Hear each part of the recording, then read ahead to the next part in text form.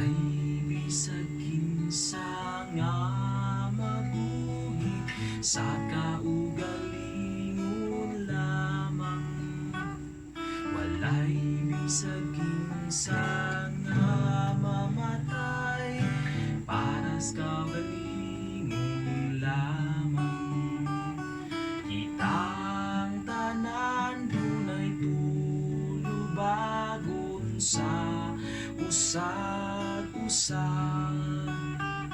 Kitang tanan giusa sa Dios ngay ang katawhan. Sa atong pagbangga ug pag-alagad sa kaigsuunan,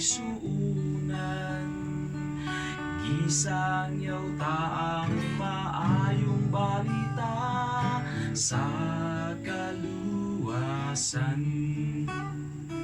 Kitang tanan dunay tulubagon sa usag-usag. Kitang tanan giusa sa Dios nga